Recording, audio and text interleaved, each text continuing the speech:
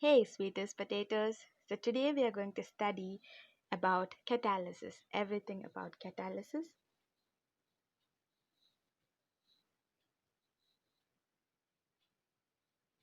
And today's video will include an introduction, discovery of catalysis, the types of catalysis. We have two types. One is homogeneous catalysis, and you have heterogeneous catalysis, and what are the characteristics or the common characters of most of the catalytic reactions. So, without further ado, let's go into the topic. So coming to the introduction, so there was this person called Berzelius. So Berzelius was a Swedish chemist, and he's considered as one of the founders of modern chemistry. And you can look at his picture here. And he lived in Sweden in the year from 1779 to 1848. So, what were his contributions? So, since he's considered as the founder of modern chemistry, there's a lot of contributions uh, which he gave to the world of chemistry. So, he extended his research to every branch of chemistry, and he discovered three chemical elements like ceruleum and selenium as well as thorium. And he was also the first one to elaborate the nature as well as the importance of catalysis, and he also gave the theory of radicals and the electrochemical theory. And it's not just like he gave theories. All his theoretical work, it was supported by experimental measurements. So, and one of his greatest achievement was the measurement of atomic weight. So this is all what he gave to the world of chemistry, and we shall look specifically into his contributions to catalysis. So Berzelius, in the year 1936, he realized that there were some substances which can increase the rate of the reactions without themselves being consumed. So he believed that the function of such substance was to loosen the bonds which hold the atoms in each reacting molecules together. So with that, he coined the term catalysis, which in Greek means that is kata, which means holy, and lein, to loosen. And then he came with this definition that during that time, so earlier it was thought that a catalyst is a substance which usually accelerates a reaction. So like originally it was thought like that by Berzelius, but now we know that catalysis not only accelerates a reaction, but it can also retard or slow down the rate of the reaction. So with that, we come to the definition of catalyst. So what is catalyst? So catalyst is defined as a substance which alters the rate of a chemical reaction by itself remaining chemically unchanged at the end of the reaction, and the process is referred to as catalysis. And since a catalyst can either increase or decrease the rate of the reaction, you have a positive and as well as the negative catalyst, and the process is referred to as positive catalysis and and negative catalysis.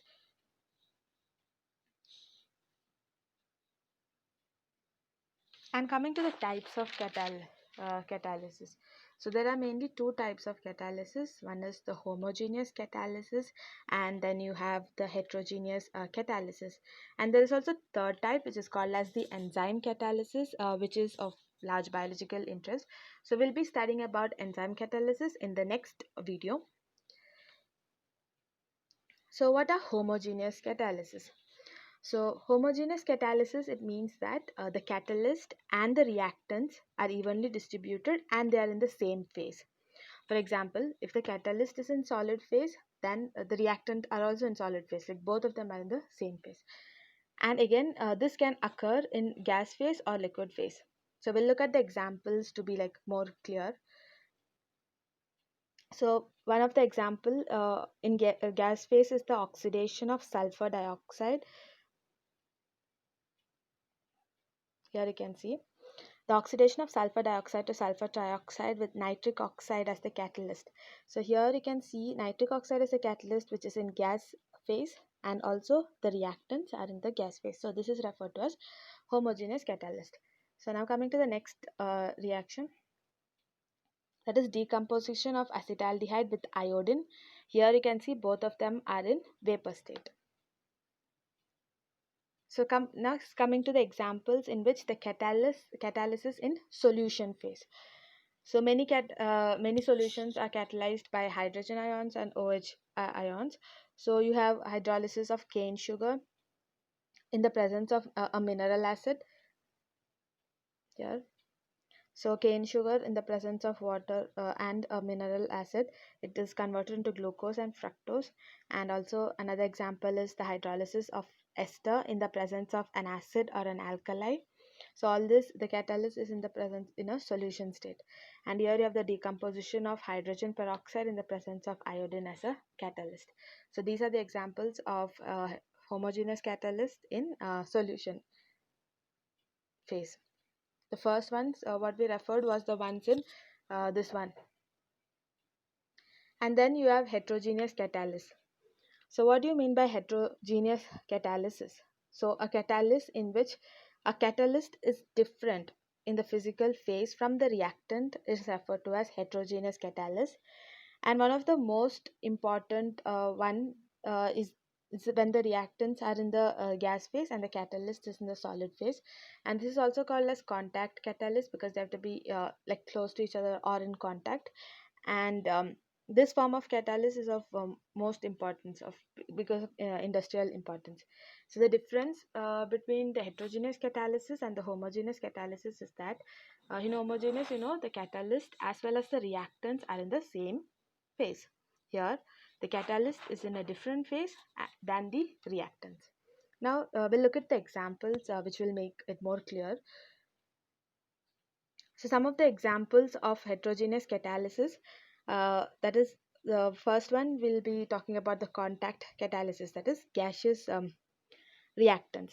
So here the first example is the combination of sulfur dioxide and oxygen in the presence of finely divided platinum, and this is referred to as contact process of sulfuric acid. So here you can see the reactants are in the gaseous phase and the catalyst, that is the platinum, is in the solid phase. Another example is the Haber process for ammonia. The same, here the reactant iron is in solid phase and the rest of them are in the gas phase. And then you have the hydrogenation of unsaturated organic acids by finely divided nickel. So you can again see the same thing happening. Here you have the reactants are in gas phase, the reactant is in the catalyst is in the solid phase, and this is referred to as heterogeneous catalysis.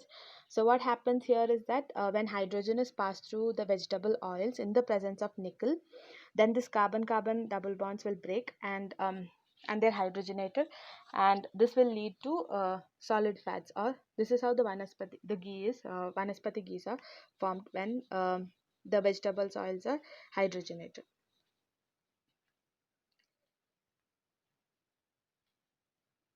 So next one is the heterogeneous catalyst in liquid reactants.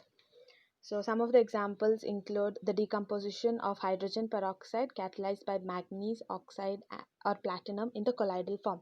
So here you have to remember that the platinum is in the colloidal form or in the liquid form, and the reactant is in the liquid form, the platinum is in the solid form, sorry. And you have the benzene and ethanol chloride in the presence of anhydrous aluminum chloride. So here you can see this is the catalyst is in the solid form and the reactants are in the liquid form. Now coming to the third one, here you can see the decomposition of potassium chlorate is catalyzed by manganese dioxide and this product. So here you might be wondering, manganese dioxide is the catalyst and it is solid, and the reactant is also solid. Wait, this is homogeneous, right? So yeah, but it's not. So how is it not homogeneous catalyst even though the the manganese dioxide is solid, and the both are solid here, the reactant as well as the catalyst. So there is another explanation to this, that is, whenever in heterogeneous catalyst, one more thing you have to remember is that the heterogeneous catalysis, it depends on one reactant being absorbed, or it's also chemi-absorbed, and it is modified into another form which readily undergoes reaction. So here you might have to think that this manganese dioxide, so when it reacts with this compound, it might undergo a little bit of change, like there is a chemi absorption will undergo, and there's a cycle of molecular absorption, reaction and deabsorption which will occur on the catalyst surface. And also there are many other thermodynamic influence like mass transfer, heat transfer and all happens. So uh, it's like during when the reaction happens, this manganese dioxide is not exactly a solid, it's kind of absorbed into it. So that is why even this example comes under heterogeneous catalyst, and heterogeneous catalysis also have this property, which is very important to remember. Now, yeah, so we have done with the different types of catalysis. Now we'll go into the characteristics of catalytic reactions. So these are the common characters. There are exceptions which I'll be also mentioning during while explaining each of the characters. So the first one is a catalyst remains unchanged in mass and chemical composition at the end of the reaction. So what does this mean? So this means that when you do quantitative as well as qualitative, like when you do quantitative and qualitative assays, it shows that the catalysis undergoes no change in the chemical mass and chemical nature, but you have to remember that it undergoes a physical change.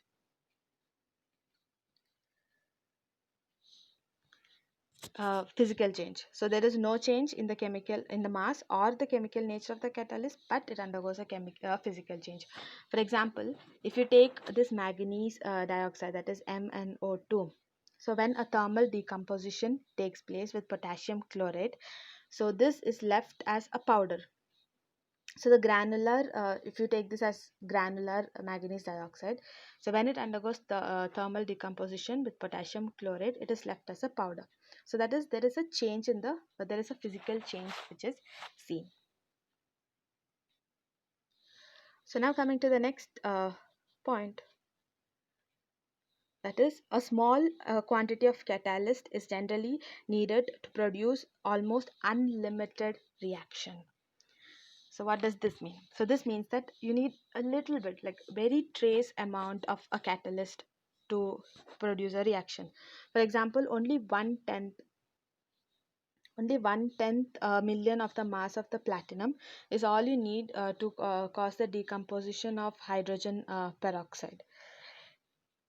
But there are again exceptions. So even though you need very little platinum for decomposing the hydrogen peroxide, there are some cases, like you have the Friedel Crafts reaction, where you need very large amount of the catalyst is needed for a reaction to take place.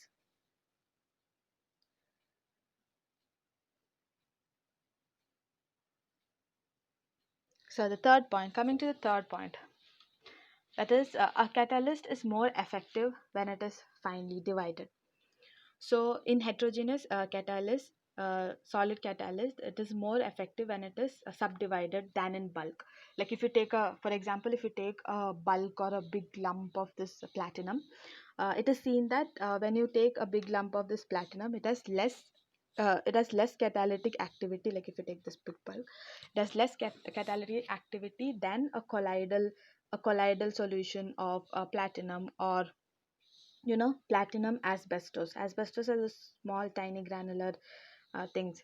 So it is always seen that a catalyst is more effective when it is finely divided than in the bulk. So with this we'll go to the next point. A catalyst is very specific in its action. So what this means is that different catalysts can bring completely different reactions for the same substance. For example, here you can see ethanol, that is C2H5OH. The ethanol, it gives ethene. in the presence when it is passed through hot aluminum oxide, and this reaction is a dehydration reaction. But instead of this, so you're changing the catalyst here. Instead of this hot aluminum oxide, when you change it with hot copper, then the same reactant, that is ethanol, it gives ethanol, and this reaction is a dehydrogenation reaction. So thus a catalyst is very specific in action, and different catalysts can bring completely different reactions with the same substance. So now coming to the fifth point, that is a catalyst is in general, it cannot initiate a reaction. So you see that catalysts, what catalysts do is that they speed up an reaction which is already in progress, but you don't see them initiating any reaction or starting a reaction. But yeah, again there are exceptions. Like for example, if you exception is that when these reactants don't combine for a very long time, like this reaction here, hydrogen and oxygen at room temperature, they never combine, and there's no reaction, and it takes years for them, and they might never combine, also years for them to combine.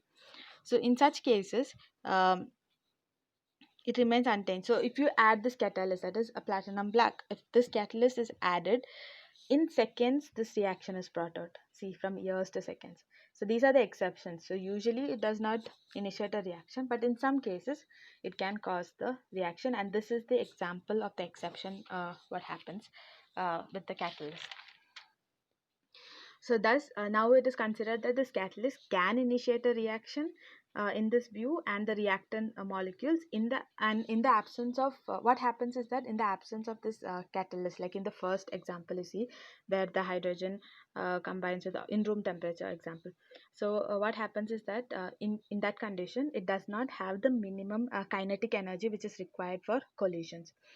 So when this minimum kinetic energy is not there, the molecules will just rebound from the collision without causing any reaction. They just, they just move. So that is why the reaction doesn't happen. But when you add this catalyst, the reaction happens in seconds.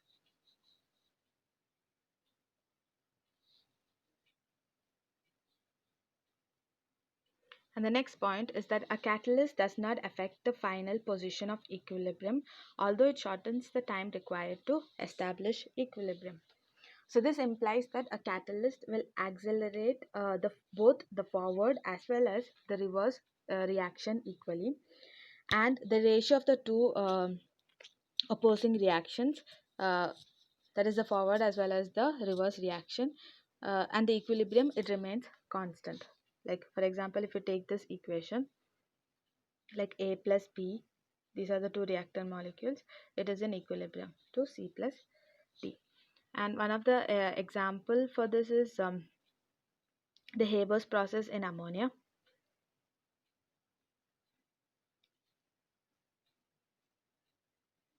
So example is the Haber process in ammonia, and you can see the reaction is very slow, and in the presence of catalyst the equilibrium can be reached sooner. But what happens, even though if the equilibrium, even if it reaches sooner, the percentage of the yield remains the same. So for that you can also look at the next diagram. So here you can see two molecules, like you can see A and B, and this is the equilibrium position with the catalyst and without the catalyst. So what this is the energy consideration diagram. So the energy consideration shows that to find the final stage of equilibrium cannot be changed by the catalyst. So because if you want to shift, so this shift in the equilibrium point can happen, uh, this catalyst does not have the power to shift the equilibrium point. Why? Because catalyst is not able to supply the energy which is required to change or shift the the equilibrium point. So that is why the yield, it remains the same. So this means that even though the percentage of yield, it always remains the same. So catalyst is usually unchanged in mass and composition at the end of the reaction. Thus, it cannot supply the required energy which is needed in order to shift the equilibrium.